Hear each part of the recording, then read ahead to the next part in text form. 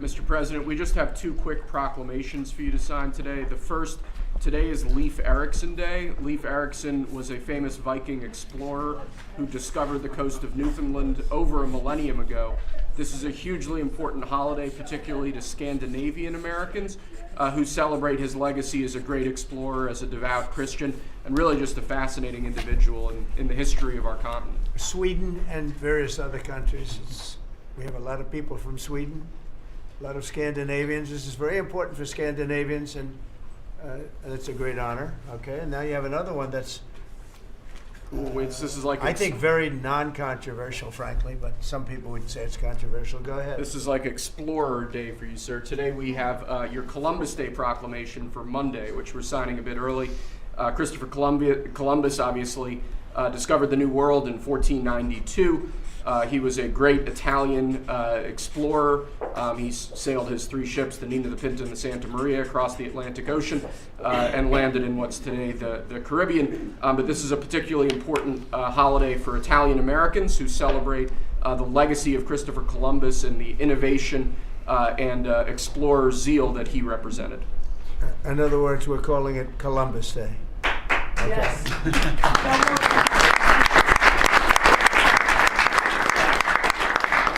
That was the press that broke out in applause. Can you believe that? I've never seen that happen before. The press actually broke out in applause. Good. Columbus Day. We're back. Columbus Day, we're back, Italians. Okay. We love the Italians. Okay. Thank you, Mr. Thank President. you. Great.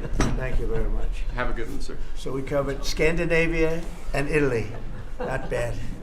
Now for the rest of the world. So I want to thank everybody for being here. As you know, last night we reached a momentous breakthrough in the Middle East, something that people said was never going to be done. We ended the war in Gaza and really, on a much bigger basis, created peace. And I think it's going to be a lasting peace, hopefully an everlasting peace. Peace in the Middle East. We secured the release of all of the remaining hostages, and they should be released on Monday or Tuesday. Getting them is a complicated process. I'd rather not tell you what they have to do to get them. They're in places you don't want to be, but we are getting the hostages back on Tuesday, Monday or Tuesday, and that'll be a day of joy. I'm going to try and make a trip over. We're going to try and get over there, and we're working on the timing, the exact timing. We're going to go to Egypt, where we'll have a signing, an additional signing. We've already had a signing representing me, but we're going to have an official signing. And the amazing thing is all of the countries over there, from Qatar to Saudi Arabia to UAE to all of them, I mean, the rich ones, the less than rich ones, they've all come together, something which is amazing, actually. They've all come together for this, and they're really probably the best relationships they've ever had. So it's been really something incredible that nobody thought it was possible to get it done. And very importantly, the hostages are coming back. As you know, they consider them hostages. They talk about them as hostages, but there are approximately 28 dead people, mostly young, mostly men, but and boys. I mean, boys. The one woman talked about her baby. Her baby's 25 years old, but you know, to her it's her baby, and we're bringing them home. We're getting everything, and to those parents, the dead young man is just as important, as though this person were alive. It's amazing. I've never seen anything quite like it. I've been very much involved. I've never seen anything quite like it. But it's really peace in the Middle East. And you remember October 7th was terrible, but also from the Hamas standpoint, they probably lost 70,000 people. That's big retribution. That's big retribution. But at some point, that whole thing has to stop, and we're going to see to it. Gaza is going to be slowly redone. You have tremendous wealth in that part of the world by certain countries, and just a small part of that, what they make will do wonders for Gaza. And I think you're going to see some tremendous countries stepping up and putting up a lot of money and taking care of things. But there's tremendous spirit like I haven't seen. And even the news, I won't call it fake news for this purpose because they really were very fair today, I must tell you, in all cases. But they covered it very well. They covered it very fairly. Everybody loves it, everybody. People that were never giving us a fair shake, frankly, they can't even believe it. They're so, they're amazed by it. A lot of people are. But it was just everything came together. I think the attack was very important on Iran because let's say that didn't happen, they'd probably by now have a nuclear weapon, numerous nuclear weapons. And therefore, even if we signed a deal, there'd be a big dark cloud over it and it wouldn't be the same thing. So Iran's different, but Iran wants to work on peace now. They've informed us and they've acknowledged that they are totally in favor of this deal. They think it's a great thing. So we appreciate that and we'll work with Iran. As you know, we have major sanctions on Iran and lots of other things. We'd like to see them be able to rebuild their country too, but they can't have a nuclear weapon. So I want to express my tremendous gratitude to the leaders of Qatar, Egypt, and Turkey for helping us reach this incredible day and for being there. They were there with us all the way. And of course, as you know, Saudi Arabia and Jordan and so many. I will tell you, President Erdogan was personally involved in dealing with Hamas and some of the others. He's been great. They've all been really amazing. Indonesia's been amazing. Indonesia's been fantastic. The whole world has come together for this. People that didn't get along, people that didn't like each other, neighboring countries that frankly didn't like each other, but now it's just this moment in time. So we look forward to welcoming the hostages, like you can't believe, home to their families, and that'll take place early next week. We hope Monday or Tuesday. And all Americans should be proud of the role that our country has played in bringing this terrible conflict to an end. And I want to thank, some of the people, JD, you were fantastic, and Pete, you were great. Marco was fantastic. Some of you were very much involved. I'm looking around. So indirectly, I think almost everybody in this room was involved. Susie, I want to thank you very much. You were incredible. You've done an incredible job. So, and yes, John, what you've done was invaluable. CIA, John Radcliffe, and he's done an incredible job. So I want to thank you all, and if I'm missing anybody, I apologize, but you've been amazing. And then you have Steve Witkoff, who worked so hard. And you remember we settled 7, this is number 8, we settled 7 wars or major conflicts, but wars. And this is number 8. And the one that I thought would be maybe the quickest of all would be Russia-Ukraine, and I think that's going to happen too. But in the meantime, they're losing about 7,000 people a week, and that seems pretty bad. They're losing mostly soldiers, young soldiers. They go out to war, and they're getting killed. And while it doesn't affect us in a lot of ways, we've got a big ocean in between, you don't want to see that happen. It was a big mistake. That war should have never happened. It would have never happened if I were president. So we're here this morning for a cabinet meeting as my administration continues to deliver for the American people, despite the radical left lunatics that shut down our government. You have Democrats that they've lost their way. They have no leadership. We don't even know who to deal with over there. At least they know who to deal with. We have no idea who we're dealing with over there. It's like they have no idea what they're doing. Republicans have voted repeatedly to pass a clean, nonpartisan bill to reopen government at the same funding levels. We're not going to do anything only good for health care. We're really, I think, become the party of good health care. And they keep using health care as a cudgel. They want to try and get everyone thinking about health care. We're the ones that are saving health care. In fact, one of the things we're doing is we're going to be reducing the cost of medicines by 100%, 200, 300, 500%, and even more than that, because as you know, we're in the process of favored nations right now. We've exercised a clause because we were subsidizing the entire world. The entire world pays a fraction of what the United States has been paying.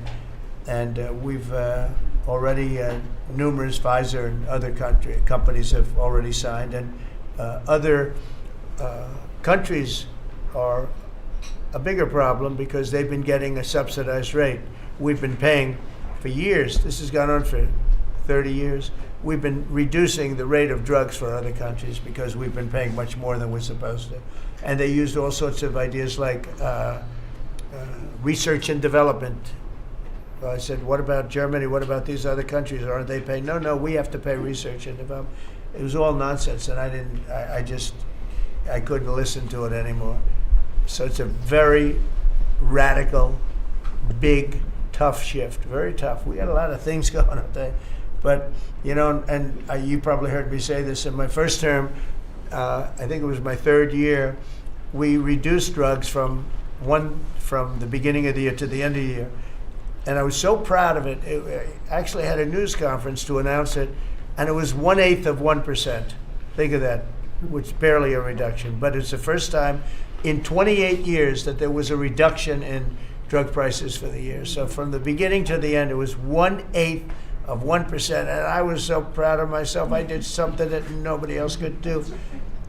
But when I started to think about it, I said, doesn't make sense. And then I'm starting to look at numbers where a pill or a treatment or some pharmaceutical product is selling in Europe for 10% of what we pay for in New York City or in any one of our places and cities, states. And then I see people leaving for other countries to go buy their pharmaceuticals, where they make journeys to various other countries, including Europe, where they got the best bargains of all. And I put an end to it. It's over. And now we're, in major, I guess, disputes, but we're winning the disputes by a lot. With the countries, a couple of countries said, we won't do this. I said, well, it's unfair that we're paying 10%, and, you're paying just a fraction of what we're paying for the same product made in the same plant. And they said, well, we're not going to do it. I said, that's okay. You don't have to do it. But I'm going to put a tariff of 9% or 7% or whatever the amount of money is. And I'm going to put a tariff on your country for the amount of money that you're taking advantage of us for. No, you can't. I said, yeah, I can do that. I'm going to do that. And they would immediately agree. And I'd make the tariff substantially more than the number we're talking about. And they would immediately agree. So we have the consent, I think, Bobby, of every country, essentially.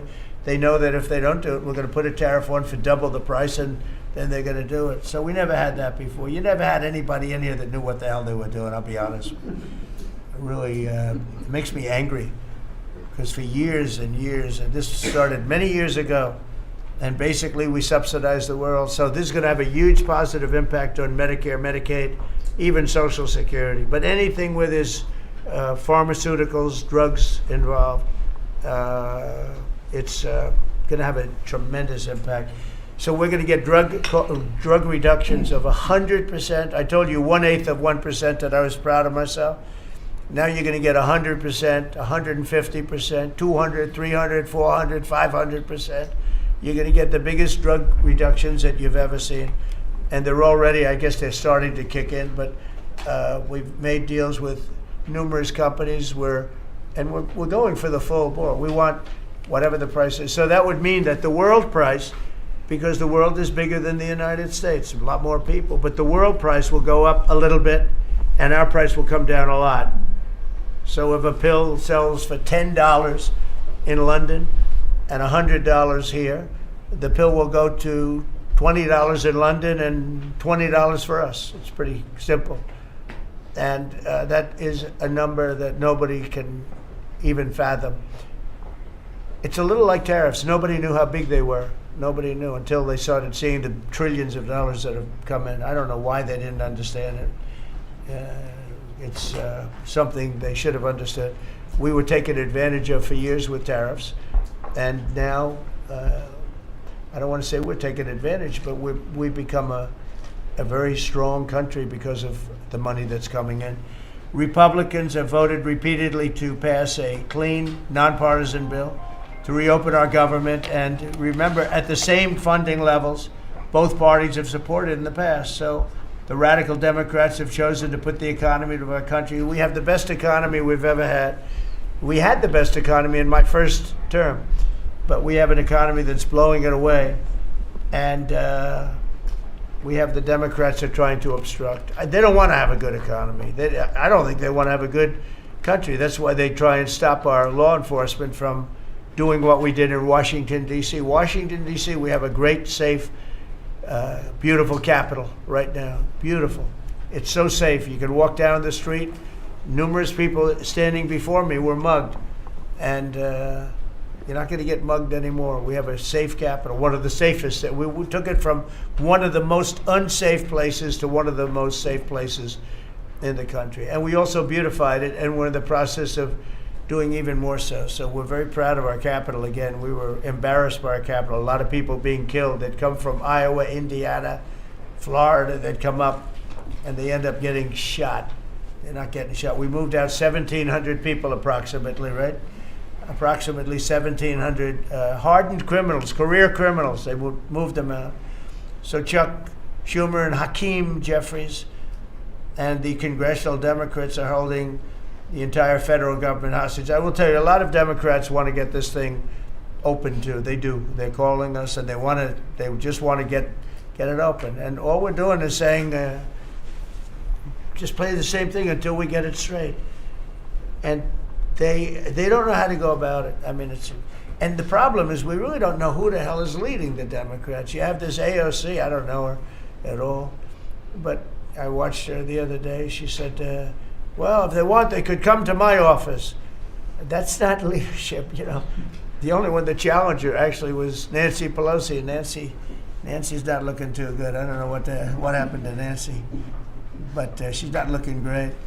But she was the only one. I give her credit. She was the only one that challenged her. But AOC said that they can come to her office and negotiate, the Republicans.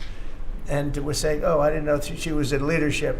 But she's taking Hakeem Jeffries' place, and Schumer's afraid that she's going to run against him. And right now, I don't know. It can change. Life is crazy, right? But right now, he can't beat. I don't think he can beat anybody. So he'll lose in a primary. I would say he'll retire before he loses in a primary. So I think Schumer's going to retire because he can't beat anybody. His polls are so bad. Meanwhile, the Democrat shutdown is causing pain and suffering for hardworking Americans, including our military, our air traffic controllers, and impoverished mothers, people with young children, people that have to live not the greatest of lives. But we're doing so many tax cuts. We've cut their taxes. The great big beautiful bill, we've cut their taxes at levels that nobody's ever seen. I mean, no tax on tips, no tax on Social Security, no tax on overtime. It's been a great thing for a lot of people. They're doing great. Despite all of the damage that it's caused, the shutdown has been, pretty damaging. I mean, it's not yet because it's early, but it gets a little bit worse as it goes along. And we'll be making cuts that will be permanent. And we're only going to cut Democrat programs. I hate to tell you. I guess that makes sense. But we're only cutting Democrat programs. But we're going to start that, and we have Russell. We can talk to you about it if he wants to, but we'll be cutting some very popular Democrat programs that aren't popular with Republicans, frankly, because that's the way it works. They wanted to do this, so we'll give them a little taste of their own medicine. But Chuck Schumer proclaimed this morning that every day gets better for them. No, every day it's actually getting worse for them, and they're having a rebellion in the Democrat Party because they want to stop. And if you saw all of Schumer's, I watched last night like 10 different times over the years, he said, you can't shut down government, you can't shut down, and now he's the one that shut it down. So this is a confession that he's acting not to serve the people, but to serve the partisan interests of his party. And I don't think he's serving them well because they're way down. Look, they just lost an election in a landslide. It was interesting. I watched Kamala. It was a sad figure. I watched her the other day saying the election was very close. I said, no, the election was a landslide. We won the popular vote by millions. We won the Electoral College by, I think, 312 or 315 to 220 something. But there's another one that we won that's why when you see the maps are completely red. It's counties. The counties, we won at 2,505 to 525. So 2,500 to 525. That's called one of the greatest, biggest landslides in history. And that's one that people are using now as a primary. But literally, when you see it colored in, the entire country is red, representing Republicans. So, you know, they go around, they just lie. They just lie.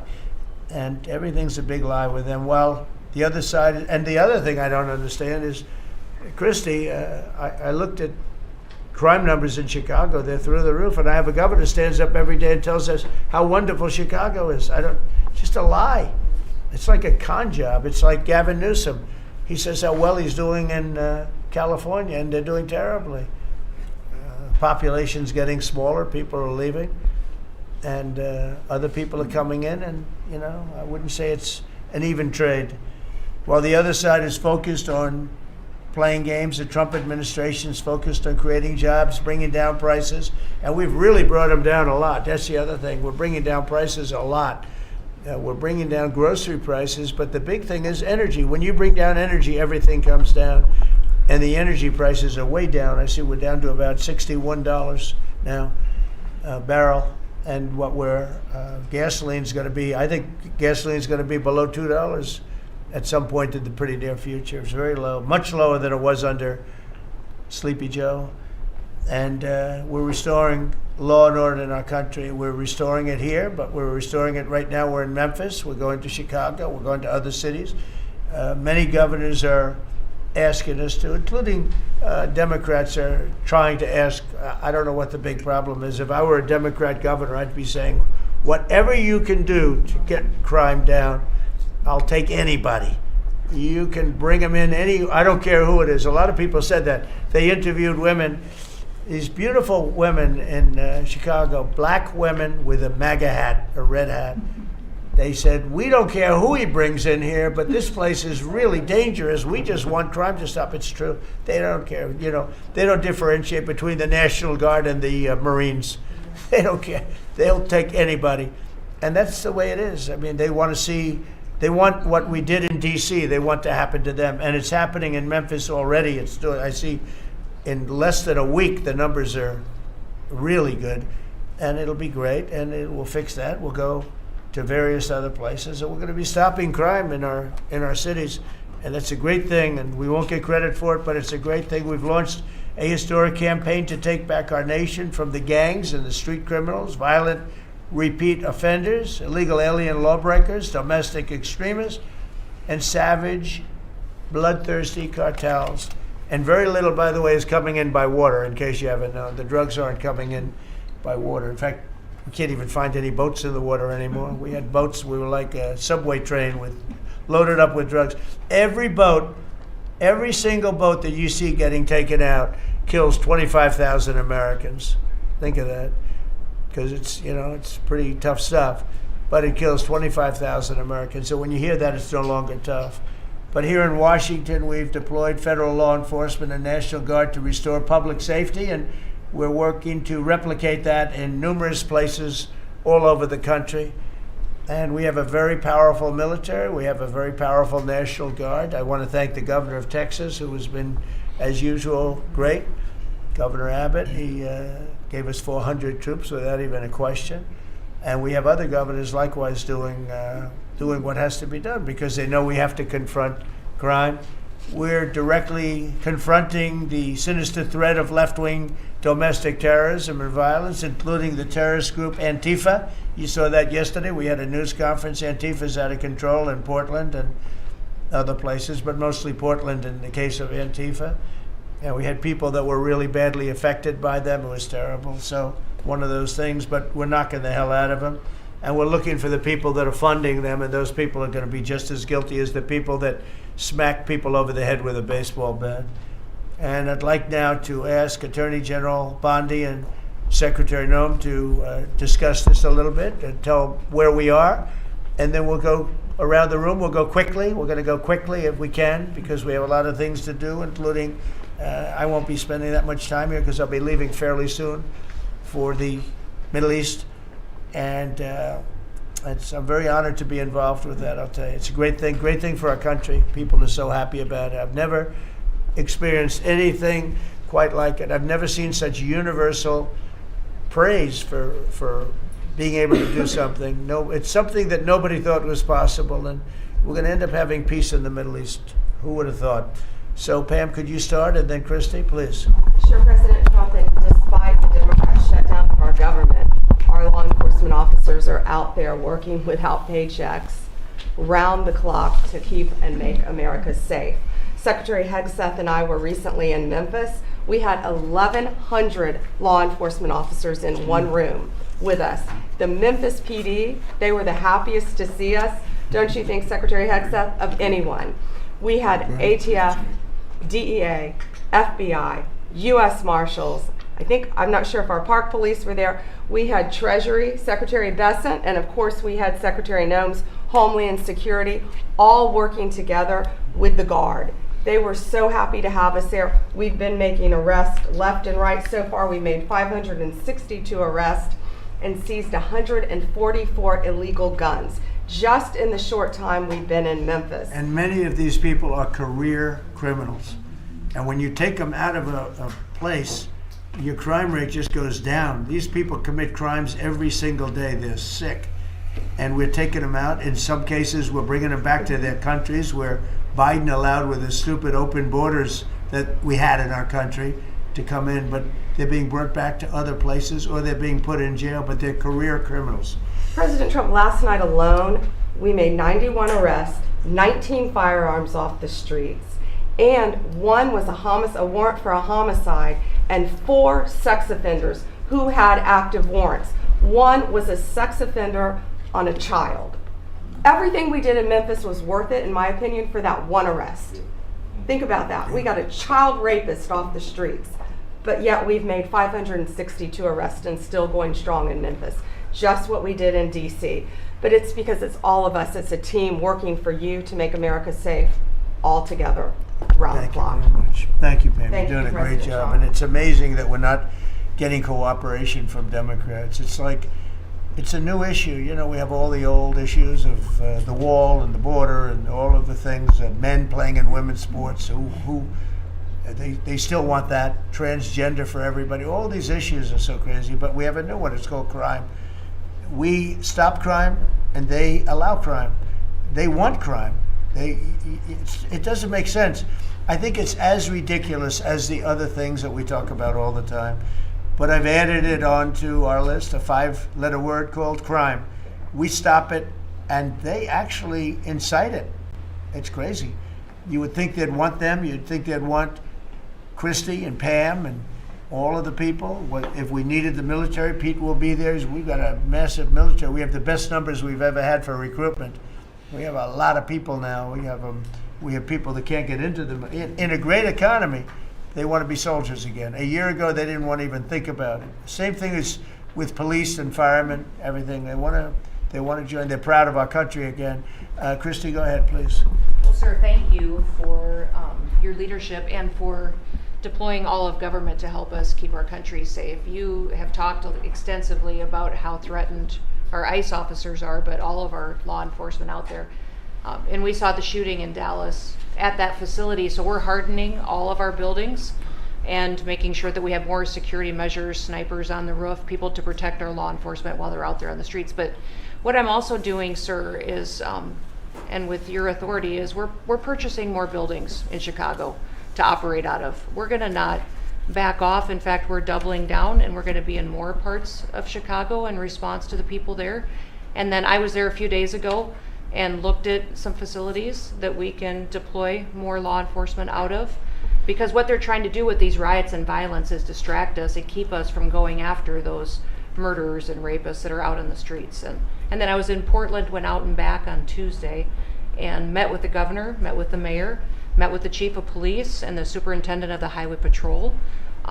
They're all lying and disingenuous and dishonest people, because as soon as you leave the room, then they make the exact opposite response. So we're looking at new facilities to purchase. They're in Portland too, and we're going to double down. And I told them if they didn't meet our demands for safety and security, on the streets and work with us, then we were going to bring in more federal law enforcement. So I want to thank Pete and the Department of War for all their help. They've been fantastic, but while we fight litigation and work with Pam on that, we're going to send more of our resources and men and women out there to keep everybody safe. So no worries. What we see in DC and what we see in Memphis for benefits for people in the safety and security, we'll see that in Chicago and Portland. The numbers in Memphis, it's only a week, but the numbers have been amazing, I understand. That's exactly right. The crime numbers are way down. Fantastic, and it shows what a partnership can be between local law enforcement and the federal government. And if we have to do it the hard way in Portland and Chicago, we will. But the people demand the safety. My lawyers are in court right now as we speak for you, arguing in Chicago and Portland to keep them safe, to bring in the Guard. The government doesn't want it there, but we do. We're going to keep their citizens safe, thanks to The you. people want it.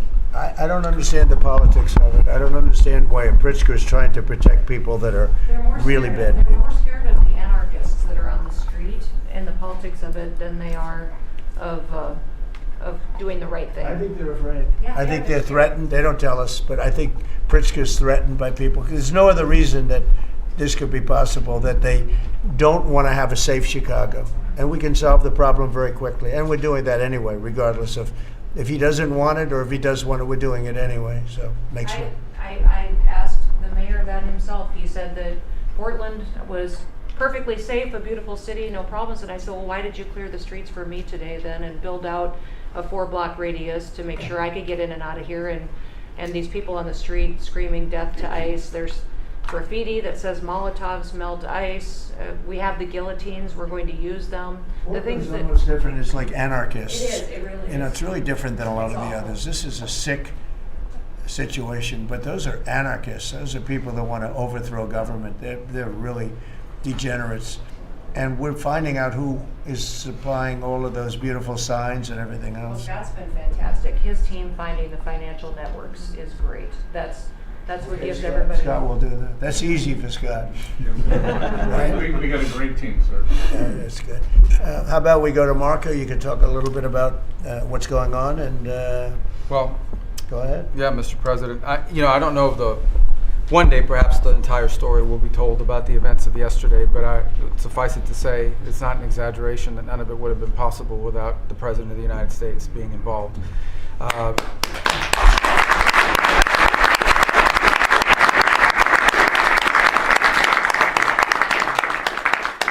It really began with your trip to the Middle East, where these relationships were forged with partners in the region, personal relationships, close relationships that created the foundation where all of this was possible. Where I think this really took a turn. Remember, a month ago, no one thought this was possible. Where it really took a turn about a month ago, less than a couple weeks ago, is when we were at the United Nations and you convened an historic meeting, not simply of Arab countries, but of Muslim majority countries from around the world, including Indonesia was there, Pakistan was there, and created this coalition behind this plan. Then on that following Monday, you met with the Prime Minister of Israel here, and that plan was presented. And then, of course, our great negotiating team followed up on it. In the interim, again, perhaps the stories will be told, perhaps it will never be told. The President had some extraordinary phone calls and meetings that required a high degree of intensity and commitment, and made this happen. And I think what's important to understand is that yesterday what happened was really a human story. There's a geopolitical aspect to it, there's no doubt about it. It creates the conditions for Gaza to one day be a normal place again and people to have a better life and Israelis to be safe. But yesterday was a human story. And because of the work you put in, and honestly, not only is there no other leader in the world that could have put this together, Mr. President, but frankly, I don't know of any American president in the modern era that could have made this possible because of the actions you have taken unrelated to this and because of who you are and what you've done and how you're viewed. And this weekend, because of that, at some point very soon, we are going to see 20 living human beings emerge from the darkness into the light for the first time in 2 years. And that is because not only were you used the credibility and the power and the prestige of this office and the relationships you created, and you committed yourself to making it happen. And I think it will go down as a historic moment in the history of our country, and something our country should be very proud of, that we have a president that's committed to not just peace, but to the human aspect of reuniting these families. My last point on this is just a couple days ago, Secretary Lutnick hosted us all, many of us, at the Kennedy Center. And we had these families, we've interacted with them for so many years, for 2 years now, and the stories are heartbreaking, both whose families are alive and those who are deceased as well, who want their relatives back so that they can complete the process of grieving. And it was, we had all hoped that perhaps that was the day that we would have an announcement for them on the anniversary of the 7th, but I know you were able to speak to some of those families last night, and I just hope the whole nation understands how incredibly proud they should be of their president and of their country for the role that they've played. And I don't want to let this moment pass, Mr. President, without also noting the incredible work of Steve Witkoff and Jared Kushner. They're an incredible team working together, facing some substantial impediments to even being there this weekend and doing it. Let me just leave it at that. And they've done a great job on your behalf, Mr. President. They deserve a tremendous amount of credit. But thank you for what you've done for the world. For the world. Thank you very much, Marco. I appreciate it. I think because we have a very busy day with all that's going on, what we'll do is maybe just a few of you raise your hand if you'd like to say something that don't talk too long, Doug. But he's doing such a great job. So good that he could talk all day. That's the problem, right? But go ahead. And what we'll do is just take a few hands, and then we'll go back to getting peace done, okay? We'll go a little bit quicker. We'll take a few questions from the press. Go ahead, please. President Trump, I just want to double down on what Marco was sharing. It's such a remarkable accomplishment. Agree that no other president could have done this, but what set the groundwork for you able to do that? When you took office on January 20th, you made a 180-degree turn in our military strength with Pete's leadership. You were the master class in peace through strength. So militarily, we've completely turned around. We've demonstrated that through execution against Iran and others. That we have force. We want to end wars, but we'll use power if we have to. And then secondarily, peace through strength is also the prosperity, having the strongest economy and being willing to wield the power of a tariff in addition to the military power to reorder the globe. Those two things that you're standing on, both economic power and military power, allowed these negotiations to go forward. And I think as you've described, the importance of these economic negotiations and all the trade deals, but that also begins with another 180-degree turn, and that was the 180-degree turn on energy. You have used energy diplomacy to bring prosperity to the American people, and you've used it to bring peace abroad. The combination of those three things have been remarkable, and now we're seeing the remarkable result. And we got one more that I know you want to end with Russia and Ukraine. Energy is going to play a key role in that. And now with this historic agreement, we're in a position working with the Middle East to also end the Russian-Ukraine conflict. So again, congratulations. Thank you very much, Doug. I appreciate it. Maybe I'll go to you for a second. You can just cap out what he said about the military, how well we're doing and how big it is and how strong it is. Mr. President, you're exactly right. At the War Department, you don't get peace without strength. And our job is to be the strength part of the equation and deliver that when necessary, as you demonstrated with your order of Midnight Hammer, and the entire world saw. And I just want to echo what Marco said. It is a personal honor to be able to witness the way you lead and negotiate. I wish people had a full understanding of what that looks like. That historic nature. A lot of us vets, the Vice President, Tulsi, Lee, Doug, probably after decades of war and the chaos that was unleashed through reckless and foolish American policies, never thought this kind of peace would be possible. Yet, with your strength, with your ability to wield trade negotiations, personal relationships, to open up that opportunity is truly historic on the world stage. And it creates a whole number of other cascading effects. And watching Marco and the Vice President and Steve and Jared, the CIA director, everybody come together to make it happen. You've formed a phenomenal team, Mr. President. And at the War Department, our job is to make sure if and when there's question about American commitment, the whole world knows we've got the biggest, strongest, most lethal, and most ready War Department in the world, which is true, which is why we saw record recruitment in 2025, Mr. President. The first 2 weeks of 2026 already blows that out. FY 2026 already blows it out of the water. In fact, re-enlistment has already met its year-long goal in the Marine Corps in 2026. In 2 weeks. Okay, you can't. There's no other way to create that kind of love and enthusiasm than with your leadership, sir. And it is an honor to work with Pam and with Christy and the cities across the country to make sure American citizens and law enforcement are protected with our National Guard. But that's a core mission. And last thing, Mr. President, on the southwest border, the first group that rotated in to lock down that border to 0 crossings is now rotating out, and with a new border medal, the Southwest Border Medal, or it's actually called the Mexican Border Medal, revived from 1918, that will be pinning on their chest. So thank you for renaming the department, and we're trying to live up to it every day. Thank you, sir. I mean, think of this. We have record numbers of recruitment. 1 year ago, there were stories, front page stories, that we couldn't get anybody to join the Army, Navy, Air Force, Marines, Coast Guard. My beautiful, I call it our beautiful Space Force. I love our Space Force. It's turned out to be very important. But we couldn't get anybody to join. Nobody wanted to join, including our police and fire. They didn't want to join anything. Recruitment was embarrassing. We couldn't get anybody. And now we're brimming. Now it's, and they're getting in based on merit now. A soldier's a soldier. They come in now based on merit, not based on woke stuff that anybody can qualify. You have to qualify for jobs. You have to qualify for certain types of jobs. And it's amazing. So we were embarrassed a year ago. Think of it, a little bit more than a year ago. I think it stopped on November 5th. I think it really started, this all started on November 5th, the election day. But now everybody wants to be in. We have an overabundance, and maybe we should raise it a little bit. I don't know. I like that idea, sir. But we could raise it. But we have so many people want to join, and they're proud of our country again. JD, could I ask you to say a few words? Yes, sir. So just a couple of things, Mr. President. First of all, congratulations on yesterday. It was a big day to Marco, to Susie, to the entire team. But in particular, viewing it from this perspective where for months the fake news media attacked you, attacked the entire team, attacked your approach. You know, the definition of insanity is to do the same thing again and again, expecting a different result. The reason we're here is because the president actually charted a different course with a different team. He vested a lot of authority into Steve Witkoff in particular, and that's why we're here. It's because you did something different, and I think it's important to recognize that. I also think the president, you know, Marco mentioned the president's personal touch being a big part of this.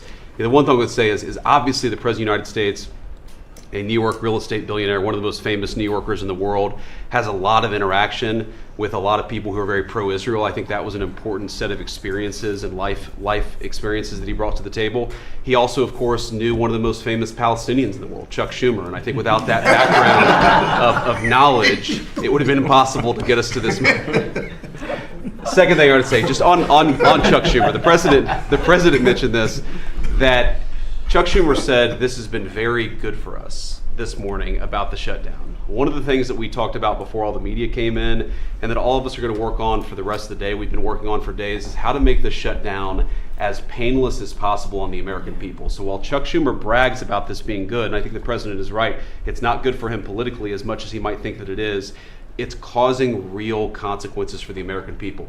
There's a low-income food program, the WIC program, that my mom actually used when I was a baby. That program is about to be underfunded, and it's about to get cut off because Chuck Schumer won't open the government. We have troops. The Secretary of War mentioned how well we're doing on recruitment. We're trying to figure out how to pay our troops because Chuck Schumer is shutting down the U.S. government. There are veterans benefits that are going to suffer. There are Americans that are going to suffer because Chuck Schumer refuses to do his job. So while we're all celebrating this incredible success that we've had on the world stage, the country could be doing so much better if Chuck Schumer did his job and opened the government.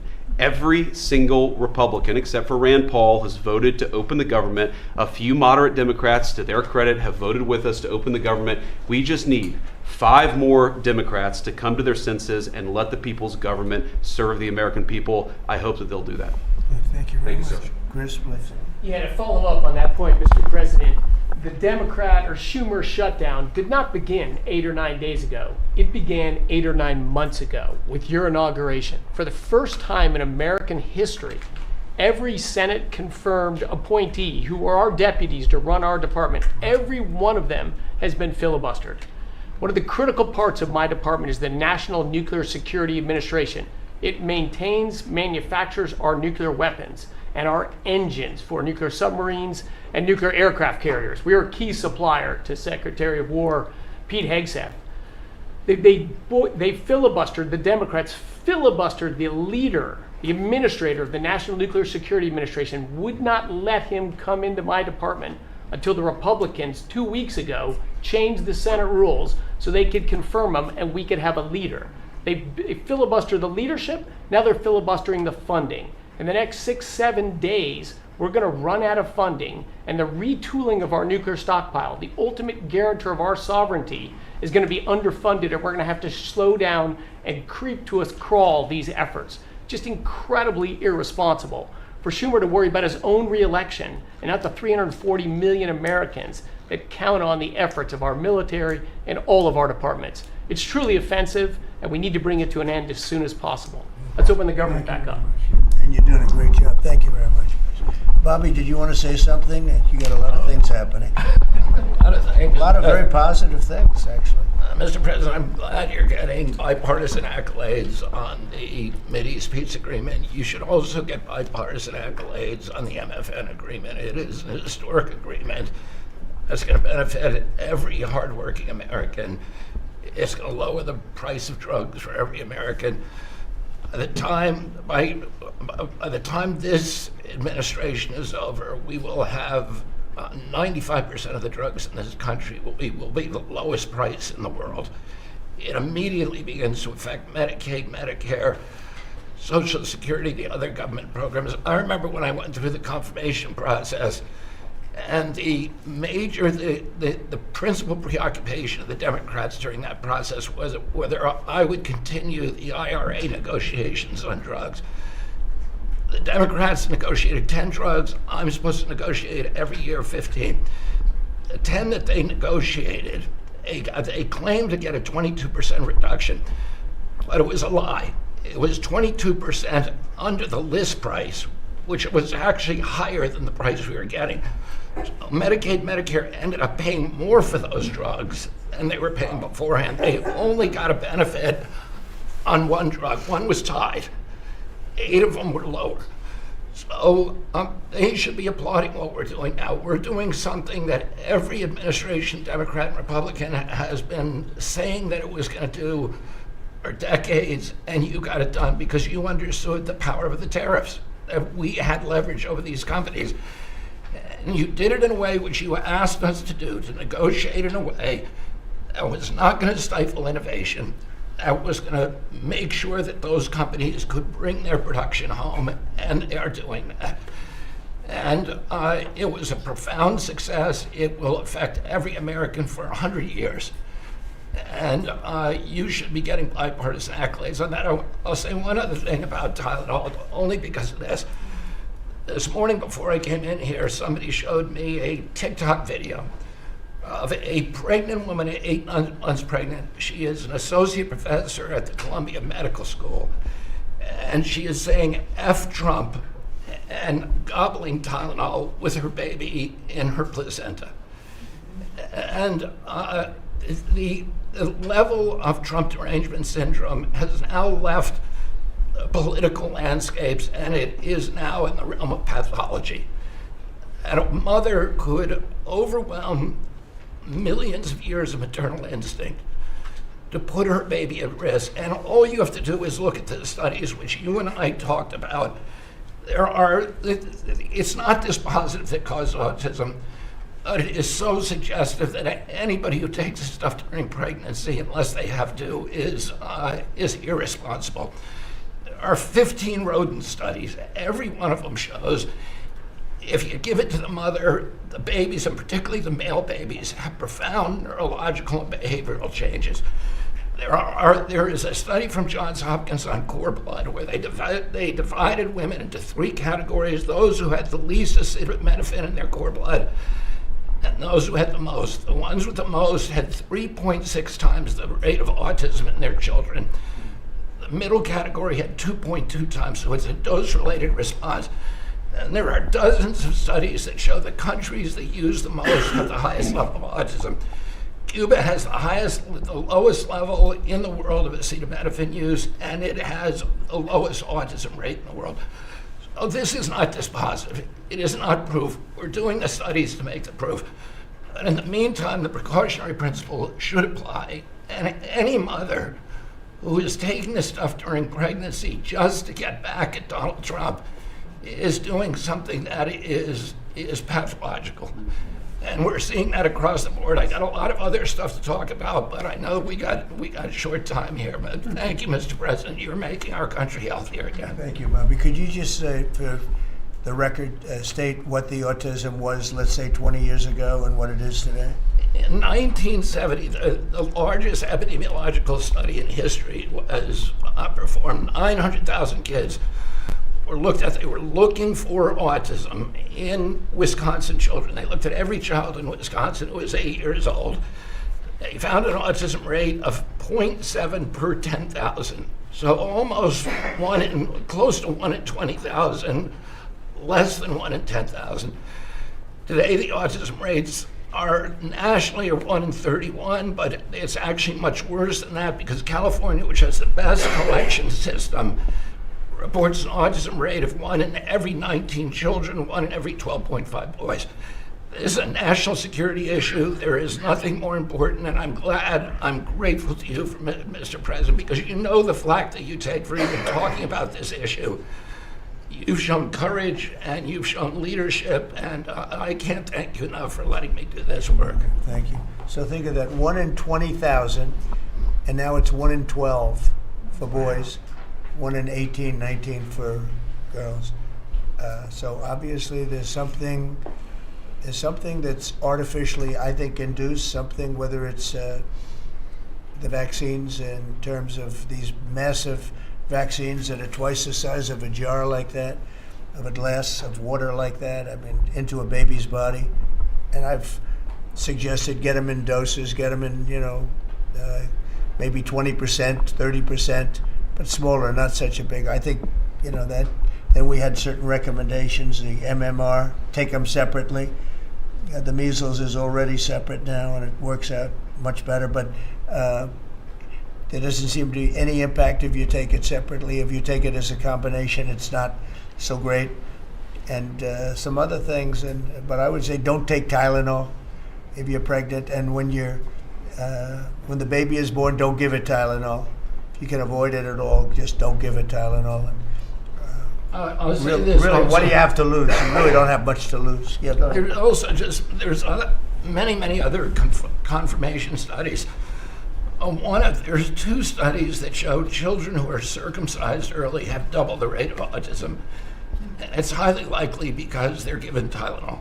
So, none of this is dispositive, but all of it is stuff that we should be paying attention to.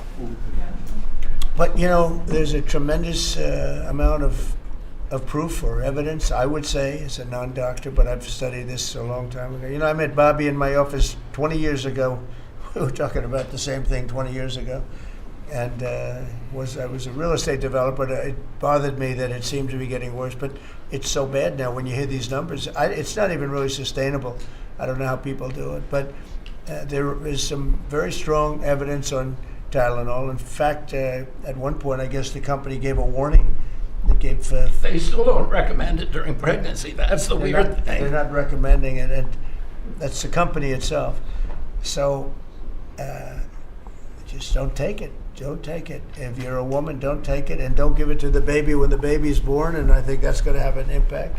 But I'd also get the shots in smaller doses. And, there are a few things, we gave a few things that just seem to be, and I think you'd get that number way back up. Think of it. You have 1 in 20,000, and now it's not even believable when you think that 20,000 drops to 12 children. Yeah, so that's induced by something that's given or taken, and it should be able to be stopped. And you were talking about the Pennsylvania Dutch. You were talking about the Amish, where they don't take any of this stuff, and they have virtually none, right? They have no autism. So we're doing something very bad. Somebody's been given, given some bad things. Other countries, by the way, we have, I think, we have 82 vaccines that we give simultaneously. And I'm a vaccine believer, by the way. I believe in the polio vaccine. I believe in a lot of vaccines. But when you give 82 vaccines in a shot to a little baby that hasn't even formed yet, it's a lot of vaccines. And in Japan, they give a much smaller number. In Germany, they give a much smaller, like 28 vaccines. That's a lot too. But 28's a lot different than 82. So, but I would say on the Tylenol, don't take it, and that will be. I think it's going to be a big factor. I think it'll be a very good result, and I hope we're going to be able to see that result in the not too distant future. Because certainly, people have heard us loud and clear. That's why I bring it up again. That's why I asked you to talk about it, because this is a horrible thing, and if you don't take it, I mean, you have to tough it through sometimes. There are other things you can do, but you have to tough it out. It's easy for me to say, but I think you're going to see numbers that will be it'll be so significantly improved, and maybe fully improved. I mean, there's something there. There's something going on, and we have to address it. And so I'm addressing it the best I can as a non-doctor, but I'm a man of common sense. Okay, any other questions? I'd like to comment on Yeah, the please. workforce. Mr. President, a lot of people are calling to give you the Nobel Peace Prize after this peace deal that you managed to achieve in the Middle East. First of all, your opinion on that, and I was wondering about your trip to the Middle East, if you can tell us if you're considering to speak at the Knesset, at the Israeli parliament. Well, they asked me to speak at the Knesset, and I've agreed to. If they would like me to, I will do it. It's the first time a president has ever done that, so that makes it very interesting, right? Yeah. But yeah, so I will do it if they want me to. They have asked me to do that. Thank you. Families of hostages are out in the streets in Israel dancing and crying tears They're of all joy. dancing in the streets right now. They're dancing in the streets. They're so happy. Everybody's happy. They're dancing in the streets of Arab countries, Muslim countries. I've never seen anything like it. Everybody is happy. It's been really amazing. Thank you. President Trump, on the international peacekeeping force that's going to deploy to Gaza soon, do you expect that Pakistan, Turkey, other countries to contribute forces? Has that become firmed up? And also, the shutdown, it seems like in the House there's a majority support for a temporary extension of the Obamacare subsidies, perhaps minus the funds for illegal immigrants. Is that how you see the deal to end the shutdown happening? Well, I see the deal just getting extended as we continue to talk, but we're willing to pay because we're paying. It's very simple. We're paying. And the Democrats are the ones that cause this problem, and it's a big problem for them. And they have a lot of break in their ranks. But so I see that, I think that'll get worked out. But we want to get back before we do this. We don't want to have a gun held to our head. We don't like that, and the public doesn't like it either. So we want to get back, and I think it's going to work out. I think it's going to work out very well. It's something that shouldn't have happened. This was supposed to take place before the election. This was supposed to take place on September 28th before the election. We shouldn't even be talking about this right now. This is actually something that shouldn't have even happened. Yeah, please. Mr. President, looking ahead, what guarantees Hamas disarms and that Israel doesn't resume bombing once the hostages Well, the are first thing released? we're doing is getting our hostages back, okay? And that's what people wanted more than anything else. They wanted these hostages back that have lived in hell like nobody has ever even dreamt possible. And after that, we'll see. But they've agreed to things, and I think it's going to move along pretty well. But what is phase two? Well, I'm not going to talk about that because you sort of know what phase two is, but there will be disarming, there will be pullbacks, there will be a lot of things that are happening. I gave you a whole list of 22 different things that will take place. And I think it'll take place, and I think you're going to end up with peace in the Middle East. But we have to get our hostages back. And we weren't going to do it at the end. We're going to do it at the beginning. We said we want them at the beginning. We're not doing it. We got the hostages back. We did, as a group with Steve and Jared and Marco and me and all of us. We got the hostages back. We got many of them back. Many, unfortunately, were dead. But we got many back that are now living with their families, with their parents in many cases, and with their husbands, families, wives. Many of them, they celebrate all over. They're the ones that are celebrating the loudest. They're all over. There are a lot of them that we got out. but the last 20, and I always said the last ones are going to be the most difficult. But it's been a very big deal getting the hostages out. But the rest is going to take place too. And can you promise Palestinians they will be able to stay? Well, they know exactly what we're doing. We're going to create something where people can live. You can't live right now in Gaza. The place it's a horrible situation. Nobody's ever seen anything like it. So yeah, we're going to create better conditions for people. Yeah, please. Mr. President, excuse me, what kind of security guarantees is the United States going to make for Gaza? Well, we're going to work with very wealthy countries that love people, frankly. I know them very well. They love people, but they love Arab people, and they love Muslims, and they love, I think right now they love everybody, and they're immensely wealthy, and they're going to be involved in putting up money, and for them it's a small amount of money. For somebody else it's a large amount of money, but these are the wealthiest countries in the world, and they'll be very much involved in making it as good as possible. And what's your take now on a two-state solution, sir? Just to follow up on that. On what? What is your view now on a two-state solution today? I don't have a view. I'm going to go with what they agree to.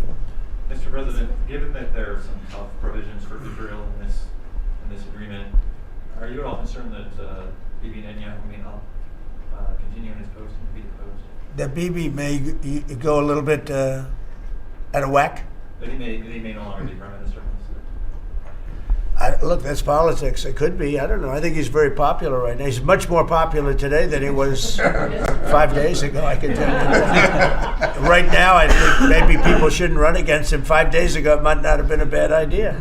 No, Bibi's this has been a very good thing. I don't think he did it for that reason, okay? But I think just looking as an analyst would look at this, I think Bibi should be very popular right now. Yeah, please. What will happen if Hamas says that it cannot locate or was not able to find all of the deceased hostages' bodies within the time? Well, we'll have to see. I think that's going to be, it's largely been answered. We know where most of them are. Actually, the bodies are a bigger problem because some of the bodies are going to be a little bit hard to find. It's a terrible thing to discuss even, but you understand, we're all people. We're grown-ups. We understand life. Nobody can understand this stuff because this could have taken place. But we have the hostages for the most part, and so I don't think it's going to be overly big. The situation with the bodies, they say 28. Some are going to be a little bit hard to find, but we're going to do the best we can. Yeah, please, behind you. Yeah, behind you. Please. Thank you, sir. Regarding Jared Kushner's role in the negotiations, can you explain a little bit about why he came on at the last minute? And then in regards to the WIC program that the Vice President mentioned, do you know when the funding that you promised through the tariff revenue will actually go through to communities? Because there's reports that WIC providers are actually setting close down today. Well, okay, let me just answer the Jared. So Jared's a very smart guy. He did the Abraham Accords.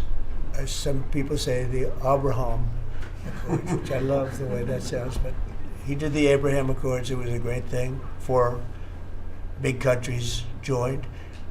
If I were president, if the election would have been a correct election, which it wasn't, you'd have every country in there. Maybe even Iran would have been in there, frankly. But you'd have every country in. Now, by the way, that's going to be filled up rather quickly. People want to join the Abraham Accords. And I put Jared there because he's a very smart person, and he knows the region, knows the people, knows a lot of the players. And the combination of him and Steve Witkoff and Marco and Cooper, who as I hear has been fantastic, and others that were involved. JD was very much involved. I mean, we had a very smart group of people working. We had a lot of different players, different countries, and very diverse countries, very different from each other. They had certain things in common, but they had a lot of things, mostly things that were not at all common to their countries. So we had a very smart group of people. These are high IQ people. Okay, I talk about how many low IQ people we have in our government. We got some real low ones, but some shockingly low. But these are very high IQ people, and that's what we want. I like high IQ people. Yeah. Mr. President, thank you. Sir? Can I ask you about the China? You're meeting with President Xi. The Chinese have now set to put in new export controls on rare earth minerals, and they've stopped buying soybeans from the U.S. What do you hope to get out of that meeting now with President Xi? Well, we'll see. I mean, I just heard this a little while ago before we came in, so I haven't been briefed on it. The export. I mean, look, we have the ultimate export. We have import, and we have export. We import from China massive amounts, and maybe we'll have to stop doing that. But I don't know exactly what it is. Neither do you. Neither does anybody. It's a little bit soon. I just heard about it. So Scott and Howard will figure that out, and I'm sure we'll be able to handle it. Could I ask you about the soybeans? What is the plan to help farmers? Is it direct checks? Is it tax? Have you sorted that out yet? Well, what happens with soybeans is we're going to see more and more, I think, opening up. And part of the reason that we'll be he's got things that he wants to discuss with me, and I have things that I want to discuss with him. And one of the things is soybeans. I had a great deal with China where they would buy $50 billion worth of our farm product and manufacturing and other things, but farm product. And it was going along well. Then when the election turned out to be a rigged election and we had the wrong guy get in there, he didn't do anything about it. I used to call up President Xi every 2 weeks, or I'd call up people in China, say, you got to keep going. You're not buying the amount that you agreed to. And this went on for, ever since we signed the agreement. It was a great agreement. So they used to do 15 billion, and I got it up to 50 billion, 50. And it was great.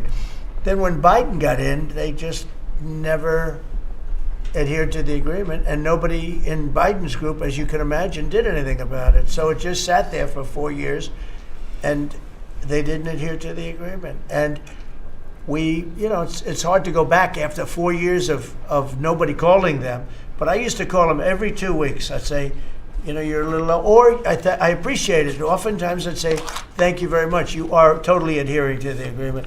But we had an agreement, they would buy $50 billion worth of our product, mostly farm product. And remember I said to the farmers, buy larger tractors and more land. And that's exactly what happened. They did well. But we do suffer. I'd like you to discuss that maybe for a second, Brooke. Sure. Very quickly, by the way. Yes, sir.